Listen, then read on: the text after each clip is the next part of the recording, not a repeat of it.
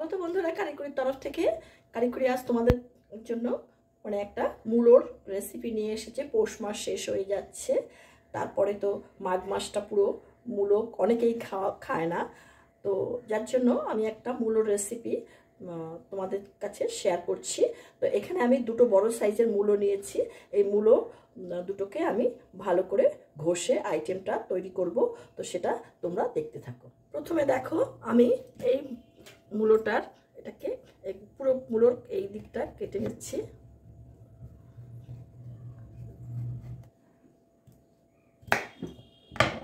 এগুলোকে সরিয়ে দিচ্ছি। এখন এই যে মূলোর এই যে রয়েছে এগুলোকে একটু চেঁচে নিচ্ছি।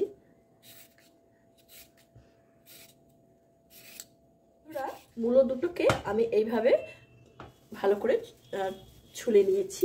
এবার দেখো একটা গ্রেটার, এটা দিয়ে আমি এটাকে বড়টা দিয়ে করব। ছোটটা আছে, ছোটটা দিয়ে করলে বেশি মিহি হয়ে যাবে। আমি বড়টা দিয়ে এটাকে গ্রেট করে নেব।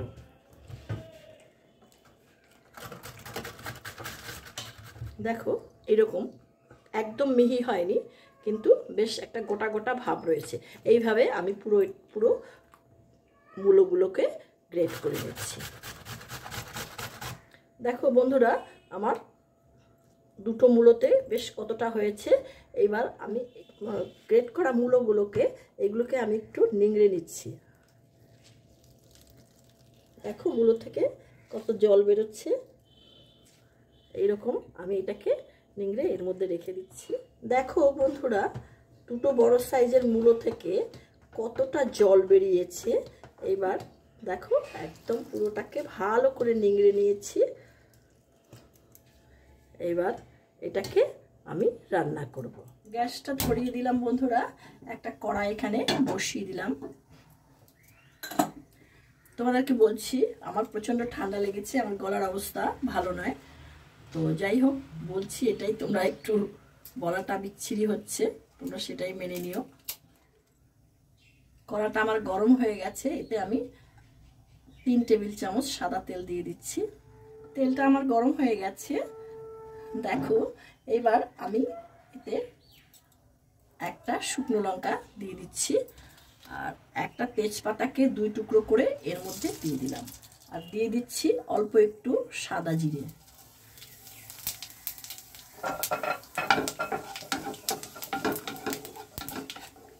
এখানে আমি ছোট সাইজের দুটো আলুকে কেটে নিয়েছি এরকম ডুমো ডুমো করে। এবার এই আলুটা আমি এর মধ্যে দিয়ে দিচ্ছি। খুব অল্প পরিমাণে একটু লবণ দিয়ে দিলাম।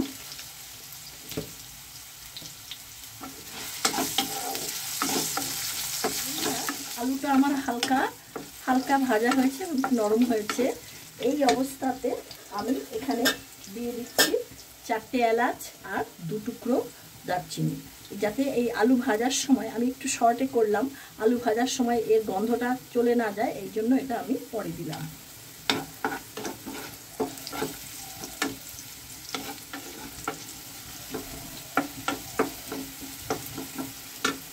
বেশ এলাচ দারচিনির গন্ধ বেরিয়ে গেছে। এখন এতে আমি দিয়ে দিচ্ছি এই মূলোগুলো।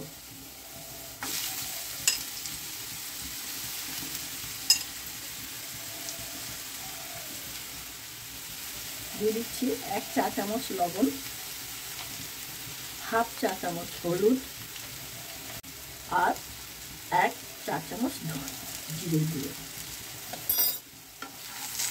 বন্ধুরা এটাকে একটু নেড়ে ছেড়ে দিচ্ছি।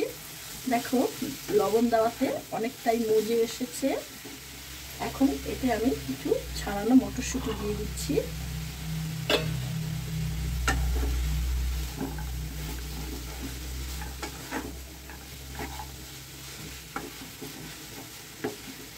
এবার এটাকে মিনিট 2 জন্য আমি একটু চাপা দিয়ে দেবো। মিনিট হয়ে গেছে বন্ধুরা, ঢাকনাটা তুলে দিলাম। এবার এটাকে একটু নেড়ে চেড়ে দিচ্ছি।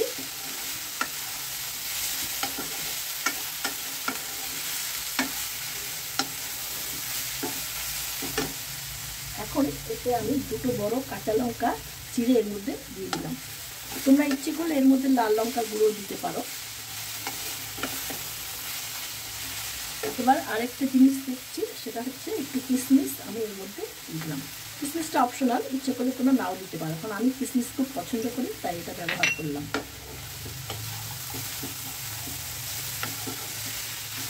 দেখো অনেকেই মূলো খেতে চায় না, একদমই পছন্দ করে না, মূলোর এই একটা গন্ধ তাদের ভালো লাগে না, কিন্তু মূলোটা যখন ঘষে তার রসটাকে যদি, জলটাকে যদি ফেলে দিই এবং এইভাবে রান্না করি, সে বুঝতেই পারবে না যে এটা মূলো, এবং খেয়ে বলবে এটা আবার করতে।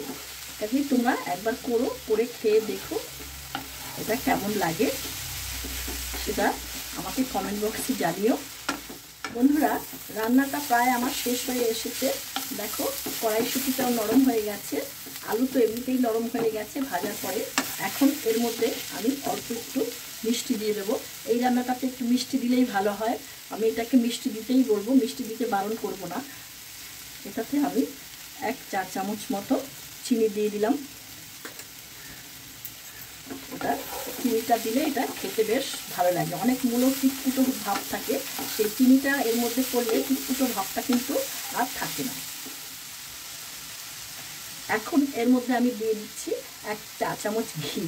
ঘিটা তোমরা অবশ্যই দেবে, ঘি দিলে এর টেস্ট অনেক গুণ বেড়ে যায়।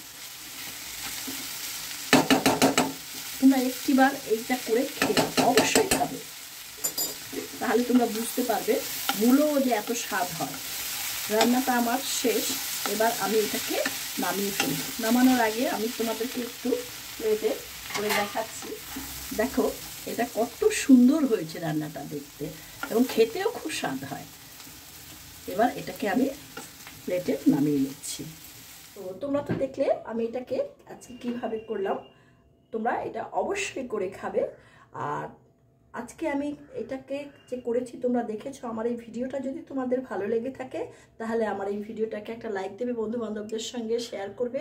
আর যে সমস্ত বন্ধুরা আমার এই চ্যানেলটিকে এখনও পর্যন্ত সাবস্ক্রাইব করনি, তাদের কাছে আমার একান্ত অনুরোধ রইল, চ্যানেলটিকে সাবস্ক্রাইব করে বেল আইকনের অল অপশনটিকে তোমরা প্রেস করবে, তাহলে আমার পরবর্তী সমস্ত নোটিফিকেশনস তোমাদের কাছে সবার আগে চলে যাবে। তোমরা দেখতে থাকো কারিগরি আগামী দিন তোমাদের জন্য কিনে আসে। তোমরা ভালো থেকো, সুস্থ থেকো, ধন্যবাদ।